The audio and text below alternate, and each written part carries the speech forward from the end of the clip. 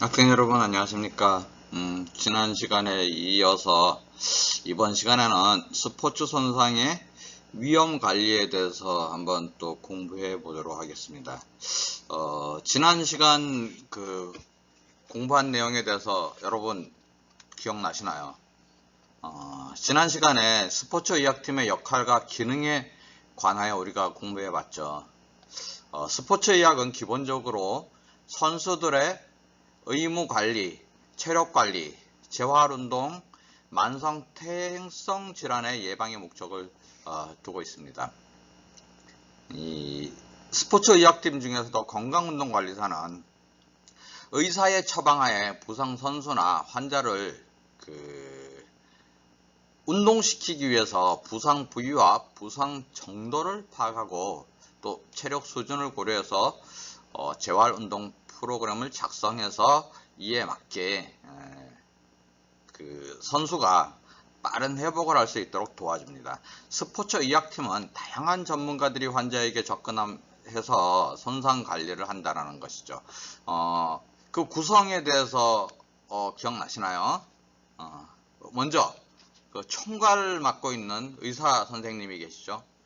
그리고 그 외에 운동관리사, 운동사, 물리치료사, 간호사, 운동생리학자, 그리고 요즘 현대에 들어서 점점 이제 비중이 커지는 스포츠 심리학자, 그리고 우리가 운동을 하는 데 있어서 가장 중요한 운동 영양학자, 잘 먹어야 되겠죠.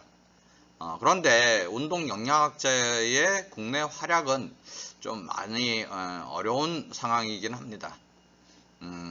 자, 그러면은 지난 시간에 이어서 이제 이번 주에 공부할 학습 목표에 대해서 한번 알아보는데요.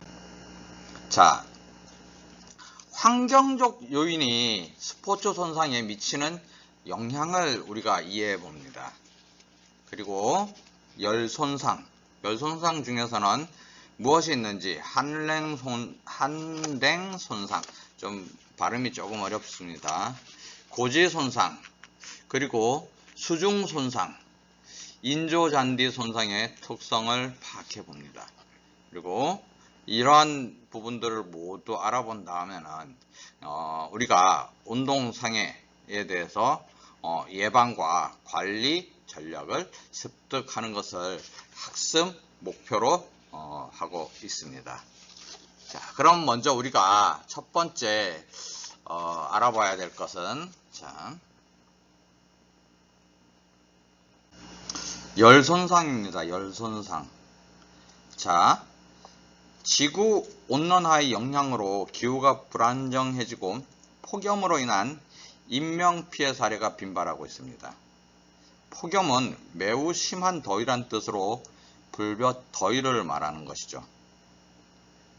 기상청에서는 특정 온도 이상 또는 열지수 등을 이용한 절대적인 기준으로 평가하고 있는데, 평균 온도와 비교해서 일정 수준 이상이거나 기상에 대한 수능도를 고려한 상대적인 기준을 동시에 사용하고 있습니다.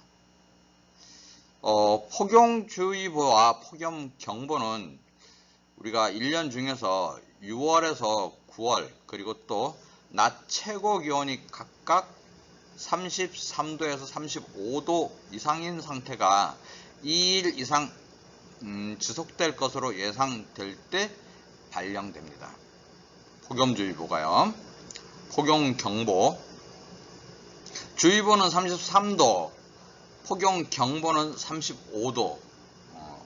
자, 그러나 고온 다습한 환경에서의 운동은 폭염주의보나 경보가 발령되지 않았더라도 상당한 주의가 따르는 것이 일상적이죠. 자, 고온 다습한 환경에서의 운동은 건강하고 체력이 좋은 운동 참여자들에게도 체온이 상승하게 하고요. 인체의 체온 조절 기능이 제한될 수 있기 때문입니다. 보통 체온 조절의 실패는 고체온증을 유발할 수 있는데요. 극단적인 경우에는 사망에 이르기도 합니다.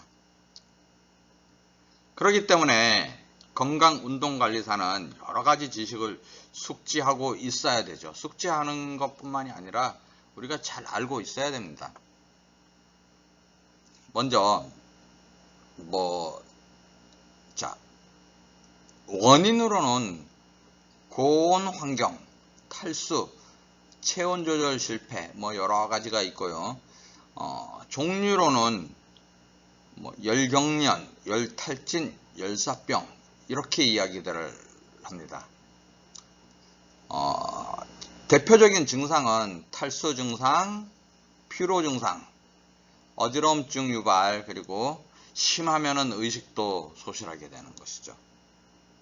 이를 예방하기 위해서 수분 섭취, 휴식, 적절한 복장, 더위 적응 훈련 이런 것들이 있는데요. 자, 체온 조절을 한번 보면은요. 우리가 체온 조절은 인체 열 생산은 체온 유지와 대사 과정의 필수적인 요소라고 할 수 있죠. 겨울에는 이게 운동을 하면은 체온이 올라가는 게 추위를 맞기도 하지만 여름 같은 경우에는요. 생산된 열이 손실된 열의 양보다 많을 때는 체온 상승에 의한 열 질환이 발생하는 것이죠. 반대로 손실된 열이 생산된 열의 양보다 많을 때는 체온이 감소하는데요. 이에 대한 또 손상을 입을 수도 있는 거죠. 동상 같은 경우 이거는 겨울에 있는 경우라고 할 수 있겠죠. 그리고 체온에 영향을 미칠 수 있는 대표적인 요인에서는 우리가 기초대사율이라고 하죠. 대사율, 그리고 운동에 적합한 계절과 운동 종목에 적합한 의복, 그리고 방사열, 대기의 방사열, 그리고 풍속, 바람이죠, 바람, 그리고 습도 이러한 것들이 있습니다. 이러한 요인들과 관련된 인체의 열 생산 및 손상 방법은 우리가 이제 배워 나가는 것이죠.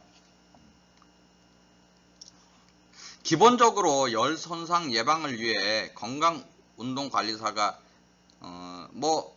우리가 물론 배우지만서도요. 기본적으로 알아야 될 거는 인체 체온 조절 방법과 과정을 우리 운동건강관리사는 알고 있어야 됩니다. 그리고 열 손상의 위험이 높은 온도와 습도, 수준도 우리가 알아야 되고요. 체온 조절에 가장 취약한 인구 집단은 또 어떤 집단인지 우리가 또 파악을 해야 됩니다. 일반적으로 아동, 그리고 노약자 있겠죠. 자, 열 스트레스에 의한 열 손상의 종류는 증상과 징후에 따라서 응급처치법이 달라지는데요. 운동건강관리사는 이러한 지식들을 갖춰야 되는 것이죠. 먼저 우리가 아까 얘기했던 여러가지 대표적인 요인들을 살펴봤지 않습니까? 대사는 대사에 의한 열 생산 같은 경우에는요. 대사라는 거는 생명체 안에서 일어나는 물질의 변화를 일컫는 말을 이야기합니다. 우리가 살아있으면 그냥 가만히 숨만 쉬어도 그냥 사용되는 에너지, 그것을 이야기하는 것이죠. 인체의 대사 과정은 에너지를 사용합니다. 대사 과정에 사용되는 인체 내의 에너지는 생명 유지를 위한 기초 대사율, 신체 활동을 위한 대사, 그리고 음식물의 소화와 흡수 및 처리에 사용되는 대사, 이러한 것들이 있죠.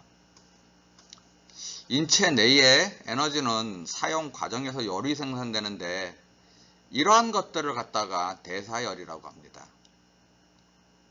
대사열 생산에 가장 많은 역할을 하는 것이 격렬한 운동인데요. 인체는 수초 동안의 그 최대 근육 운동을 통해서 안정시에 비해서 약 50배 정도의 열 생산을 증가시킬 수 있습니다. 50배. 엄청나죠? 인체는 일정한 범위 내에서 체온을 유지해야 생명을 보존할 수 있고요. 건강하게 생활할 수 있습니다. 그런데 고온 다습한 환경에서의 격렬한 운동은 체온을 급격하게 상승시켜서 체온 조절을 어렵게 하고 장시간의 고온 다습한 환경에서의 운동은 열질환의 위험을 증가시키는 역할을 합니다. 우리가 몇 가지 아까 이야기한 게 자, 대사에 의한 열 생산 지금 방금 설명해 드렸고요. 전도에 의한 열 교환, 그리고 대류에 의한 열 교환, 방사에 의한 열 교환, 증발에 의한 열 손실, 고온 다습한 환경에서의 열 손상 예방을 위한 운동 지침, 여기에 대해서 우리가 알아볼 텐데요. 전도, 우리가 이거 잘 들어봤나요? 우리가 잠깐만요.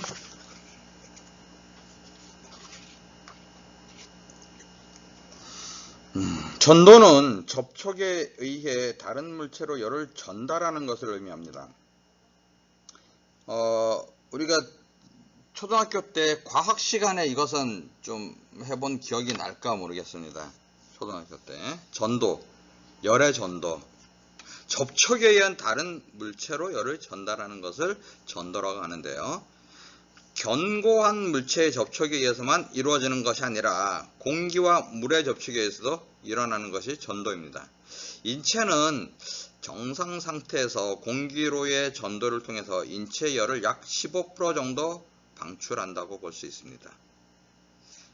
공기와 비교하면은 물은 많은 비율을 비열이라는 걸 가지고 있는데요. 즉 물의 온도를 1도 올리기 위해서는 공기보다 많은 에너지를 필요로 합니다. 따라서 피부 주위의 물은 공기보다 많은 열을 흡수할 수 있기 때문에 물에서의 열 전도는 공기에 비해 매우 크다고 볼 수 있습니다. 그래서 물 속에서 하는 운동 같은 경우에는 전도에 의한 열 교환이 이루어지는 것이죠. 대류에 의한 열 교환은요, 대류는 공기라고 할 수 있는데요. 열의 전달 과정 중에 하나인 대류라고 할 수 있는데요. 기체나 액체가 열 때문에 상하로 바뀌면서 움직이는 현상을 이야기합니다. 기체 같은 경우에는 온도가 올라가면 어디에 있나요? 위로 올라가죠. 온도가 내려가면은 아래로. 그래서 우리가 일상적으로 갖다가 에어컨의 바람을 어디로 향하게 해야 할까요? 예, 위로 해야지 위에서 아래로 가라앉기 때문에 우리가 훨씬 더 시원함을 느낄 수 있는 것이죠. 이러한 것도 알 수 있는 거죠. 우리가 에어컨을 어떻게 트는 것이 좋은지도. 기체나 액체가 가열되면 팽창에 의해서 밀도가 작아지면서 부력이 생겨 위로 올라갑니다. 그럼 위에 있던 기체나 액체는 어떻게 되나요? 밀려서 아래로 내려오는 과정을 되풀이하며 열을 운반하는 것이죠. 그러면서 바람도 생기고, 바람은 피부와 맞닿아 있는 공기를 새로운 공기로 빠르게 대체하는 것이죠. 이렇게 바람은 대류를 증가시켜 체온을 감소시키는 역할을 하는데요. 대표적인 이러한 원리를 이용한 것이 선풍기라고 할 수 있죠. 선풍기를 갖다가 해서 내 몸 주위에 있는 공기를 빨리 더워진 공기를 이동시켜 버리는 것이죠. 바람은 대류를 증가시켜서 체온을 감소시키는 역할을 합니다. 그래서 우리가 선풍기를 사용하는 것이죠. 그러나 인체 주위의 공기나 액체의 온도가 체온보다 높으면 어쩔 수 없이 체온은 상승한다라는 것입니다. 이것이 바로 대류에 의한 열 교환입니다. 세 가지 알아봤습니다. 우리가 대사에 의한 열 생산, 내 몸에, 그리고 전도, 접촉으로 인한 열 교환, 그리고 공기로 인한 대류에 의한 열 교환. 그 다음에 방사 혹은 복사에 의한 열 교환이 있는데요. 방사는 중앙의 한 지점에서 에너지를 사방으로 내뻗으며 방출하는 것을 의미합니다. 태양의 열 에너지 방사는 체온을 상승시키고요. 그늘은 태양의 방사에 의한 열 에너지를 감소시켜 주는 것이죠. 그래서 우리가 그늘을 찾는 이유라고 할 수 있죠. 그렇기 때문에 체온이 주변보다 높을 때는 인체가 열을 방사하게 되는 것이죠. 내 몸이 더워짐으로 해서 이게 주위가 또 내 몸이 난로의 역할을 하는 것이죠.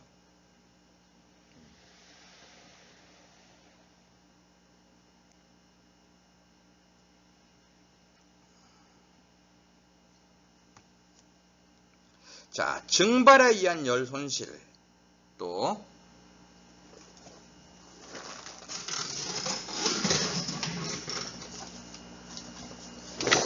인체의 표면으로부터 물이 증발할 때 일어나는 열 손실은 물 1g당 0.58 칼로리라고 합니다. 증발은 고온 환경에서 필수적인 인체의 체온 조절 방법인데요. 체온이 주변 환경의 온도보다 높을 때는 방사와 전도에 의해 열 손실이 일어날 수 있습니다. 그런데 주변 환경의 온도가 체온보다 높아지면 방사와 전도에 의해서 열을 얻어 체온이 상승할 수 있습니다. 이러한 상황에서 열 손실을 통한 체온 조절 방법은 증발뿐이라고 볼 수 있겠습니다. 따라서 발한율은 체온 조절의 중요한 요인이 됩니다. 역시 마찬가지로 고온 환경에서 습도가 높으면 증발에 의한 열 손실도 제한되거나 거의 일어나지 않는데요. 고온 다습한 환경에서의 운동은 체온 상승에 의한 고체온증과 과도한 땀 분비로 인한 탈수 현상을 일으킬 수도 있는 것이죠. 예를 든다면 65% 이상의 습도에서는 증발을 통한 체온 조절에 큰 영향을 주고요. 75% 이상의 습도에서는 증발을 통한 체온 조절은 거의 불가능한 상태가 됩니다.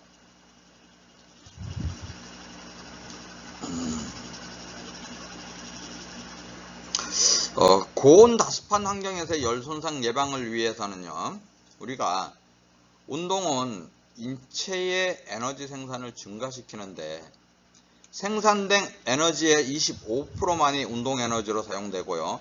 나머지 대부분은 열 에너지로 방산됩니다. 고온 다습한 환경에서 운동할 경우에는요, 일정한 범위에서의 정상 체온을 유지하는 능력은 인체의 열 발산 능력에 달려 있다고 보는 것이죠. 만일 열 발산이 원활하지 못하면 인체의 체온 조절 기능은 무력화되고 고체온증과 탈수 현상을 일으킬 수 있습니다. 그렇기 때문에 운동관리사는 고온 다습한 환경에서 운동하는 운동자의 안전을 위해서 활동량에 대해서 제한도 있어야 되고 그러한 지식을 가지고 있어야 하는 것이죠.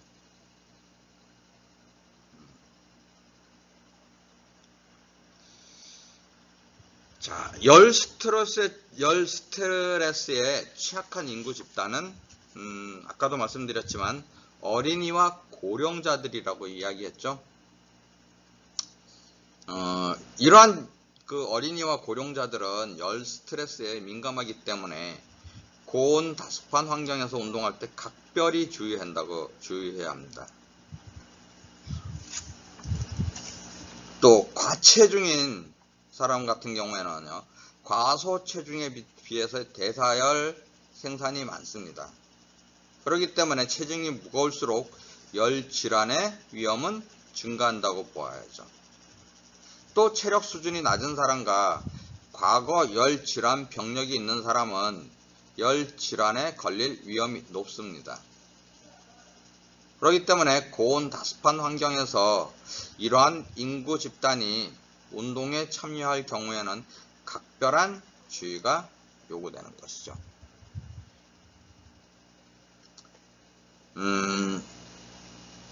열 손상에는 열 발진, 열 실신, 열 경련, 그리고 열사병이 있는데요. 열 발진이라는 것은 땀띠라고도 우리가 알고 있습니다. 피부에 작고 가려운 발진이 만들어지는 피부 질환으로 열대 지역과 여름 동안의 고온 다습한 환경에서 흔히 일어나죠. 열 발진은 땀생간이 죽은 피부세포나 표피포도 구균과 같은 박테리아로 인해 막혔을 때 일어나는데요.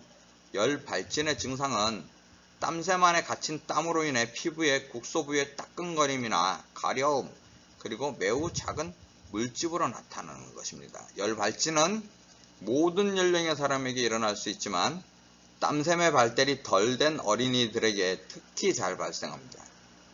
아기들 같은 경우에 특히 더 그렇죠. 이렇게 열 발진은 많은 신체 부위에서 동시에 발생할 수 있지만 주로 얼굴, 목, 가슴의 아랫부분, 그리고 음낭 부위에서 일어납니다. 피부가 접히는 부분, 또 등, 가슴, 배, 이렇게 옷에 의해서 마찰되는 부분에서 일어날 수 있는데요. 이렇게 열발진은 고온 다습한 환경에서 땀을 유발하는 활동에 회피를 유발하고요. 회피를 해야죠. 고온 다습한 환경에서 땀을 유발하는 활동을 회피해야 되죠. 그리고 가능하면은 실내 에어컨이 켜져 있는 곳에서, 그리고 종목이나 기능이 있는 가벼운 옷의 착용으로 예방할 수 있죠. 또 찬물 샤워나 목욕은 열발진을 예방하는 데 큰 도움이 되는 것이죠. 이렇게 열 손상에 대해서 우리가 지금 알아보고 있습니다. 열 실신은 열 질환의 하나로 과도한 열에 의해 기절하는 것을 이야기하는데요. 이것은 좀 많이 크죠. 좀 손상이. 열 실신은 체열의 방산을 위해 피부에 있는 작은 동맥 혈관이 확장하고 피부로 수분이 증발하는데, 이때 혈액량 감소로 혈압이 떨어지면 뇌에 공급되는 혈액량이 감소되어 가벼운 어지러움증이나 기절이 일어나는 현상을 이야기합니다. 열 실신의 기본적인 증상은 기절과 동반된 40도씨 이상의 체온 상승인데요. 정신 혼란이 나타날 수도 있고요. 열 실신은 수분과 염분의 부족에 의해 일어나기도 합니다. 이것은 젊은 사람에게도, 노약자뿐만이 아니라 젊은 사람에게도 흔히 나타납니다. 이렇게 열실신은 시원한 것에 눕혀서 수분을 충분히 공급해 줌으로 빠르게 회복될 수 있는데요. 이렇게 열사병을 열실신으로 오인할 경우에는 위험을 초래할 수 있으니 이게 주의가 좀 필요합니다. 열사병하고 열실신하고는 틀립니다. 열 실시는 기절하는 정도로 끝나지만 열사병은 사망에 이를 수 있다라는 것이죠. 조금 이따가 설명해 드리도록 하겠습니다. 그 다음에 이제 열경련인데요. 열경련은 더운 환경에서 힘든 일이나 운동으로 많은 양의 수분과 전해질 손실이 발생했을 때 일어나는 비의도적인 근육의 경직을 이야기합니다. 열경련의 임상적 특징은 정오 이후 팔, 다리, 그리고 배에 일어나는 근육의 비틀림과 경련입니다. 열경련의 치료를 위해서는 많은 양의 물이나 주스 또는 전해질이 함유된 음료를 섭취해야 하고요. 가벼운 스트레칭과 경련이 일어난 근육에 얼음찜을 하는 것이 도움이 된다고 할 수 있겠습니다. 열경련의 예방을 위해서는 적절한 열순화 과정을 제공하고요. 충분한 수분을 섭취하고 칼슘, 소디움, 그리고 포타슘 이러한 것들을 약간 증가시켜서 섭취를 권장드립니다. 열탈진 같은 경우에는요,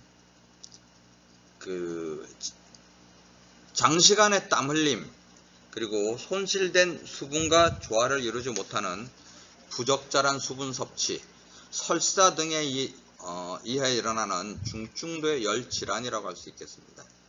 열탈진은 적정 수준의 심박 출량을 유지할 수 없는 상태를 이야기하는데요. 열탈진의 임상적 증상으로는 심한 갈증, 혀와 입의 마름, 체중 감소와 피로, 허약, 정신이 둔해집니다. 이로 인해서 조화로운 운동이 불가능하게 되고요. 소변량도 감소합니다. 또 체온도 상승하고요. 높은 혈장으로 단백질과 땀의 감소가 나타납니다. 열탈진 증상이 나타나면 즉각 운동을 중단시키고 시원한 그늘이나 에어컨이 있는 방이나 그런 곳에서 간단한 복장으로 다리를 올리고 누워서 휴식하게 해야 합니다. 만일 빠른 회복을 보이지 않는다면 빠르게 병원으로 후송해야 하는 것이죠. 이것은 열사병과 비슷한다고 볼 수 있는데, 열사병과 열탈진의 증상은 같은 차이가 있습니다. 열탈진의 예방과 치료를 위해서는 시원한 곳에서 충분한 휴식을 취하게 하며 하루 6에서 8리터의 그 정도까지 충분한 수분을 공급해야 한다고 할 수 있겠습니다. 열사병은 우리가 가장 심각하죠. 갑작스런 체온 조절의 실패로 인해서 일어나는 열질환입니다. 이것은 열사병은 심각한 경우에는 사망에 이르기도 하는데요. 열사병은 체온 조절 실패와 더운 환경의 노출로 인해서 체온이 40.6도를 초과하는 걸 이야기하는 것이죠. 이렇게 체온 상승은 고열성 질환에 의한 체온 상승과는 다른 것입니다. 이것을 치료하기 위해서는 신속하게 체온을 떨어뜨려야 하는데요. 열사병의 증상으로는 갑작스러운 두통이 선행되고요. 어지러움과 피로가 나타납니다. 그 다음에 홍조로 띈 발그스레하게 홍조로 띈 피부에다가 열탈진에 비해 상대적으로 적은 땀, 그리고 빠르고 증가된 심박수가 나타납니다. 심박수가 그렇게 운동을 하지 않았는데도 160이 넘어간다. 180까지 이른다고도 하는데요. 호흡수가 증가하고 심지어는 설사, 구토가 나타날 수 있으며 혈액순환 장애에 의해서 사망이나 영구적인 뇌 손상에 이를 수도 있는 것이죠. 그만큼 무서운 것입니다. 열사병은 고체온과 탈수를 피하기 위한 주의사항을 주의 깊게 살펴봄으로써 어느 정도 예방이 가능한데요. 운동할 경우에 몸에 잘 맞고 역시 마찬가지로 느슨한 복장을 착용해서 증발과 체온 감소가 잘 되도록 해야 하는데요. 요즘은 그 의상들도 우리 스포츠 의류가 굉장히 많이 발달되어 있습니다. 자, 운동할 때는 정해진 운동복이 그래서 필요한 것이죠.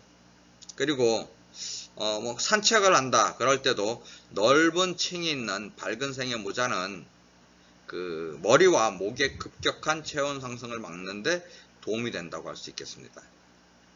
구멍이 있는 모자도 머리 온도를 낮추는 데 도움이 되는데요. 열 손상에 취약한 어린이와 고령자, 또 과거 열 손상 병력이 있는 사람들은 더운 한낮에 고강도 운동을 하는 것을 삼가해야 할 수 있겠습니다. 열사병이 일어난 후에는 응급처치를 취하거나 병원으로 바로 후송해야 하는데요. 최소 일주일간 정도는 운동에 참여해서는 안 됩니다. 다시 안 좋아질 수 있으니까요. 열 손상형 고체온증을 예방하기 위해서는 여러 가지 방법들이 있는데요. 열 순화, 열에 대한 적응을 의미하는 것으로 열에 대해서 순화된 사람은 좀 더 빨리 발한을 시작하고 발한의 양도 많습니다. 그리고 땀의 농도도 묽습니다. 끈적끈적한 땀이 아니라 맑은 땀이 난다고 할 수 있겠죠. 열 순화의 가장 좋은 방법은 시합하는 운동장이나 경기장 또는 비슷한 기후의 지역에서 최소 2주 이상 생활하며 강도 높은 운동을 하는 것인데요. 그래서 우리가 전지훈련이라는 것을 가는 이유라고 할 수 있겠습니다. 이것이 이러한 시합 중에 이러한 그 열에 의한 손상을 없애기 위해서 그러는 것이죠. 우리가 특히 여러분들 같은 경우에는 축구부이기 때문에 축구부 학생들이 많기 때문에 한낮에도 운동을 해야 되는, 시합을 해야 되는 경우도 종종 있습니다. 그럴 경우에 특히나 이 지금 얘기한 이러한 증상들이 나타날 수 있는 것이죠. 이러한 증상이 나타나면 바로 지체 없이 지도자에게 알리고 조치를 받는 것이 건강을 회복하는 길이라고 할 수 있겠습니다. 자, 우리가 시간이 좀 많이 열 손상에 대해서 좀 시간을 좀 많이 보냈는데요. 오늘은 이번 시간에는 여기까지 하고 다음 시간에 한랭 손상에 대해 한랭 손상, 저온 노출이나 그 저체온증, 동상 이러한 부분에 대해서 또 한번 또 운동 손상에 대해서 알아보도록 하겠습니다. 수고 많으셨고요. 오늘은 여기까지 하도록 하겠습니다. 그리고 이제 학교 지금 서버가 좀 문제를 좀 일으켰다고 하는데 여러분들 조금만 참아 주시면은 모두 정상적으로 될 테니까 조금만 양해 부탁드리겠습니다. 그럼 수고 많으셨습니다. 감사합니다.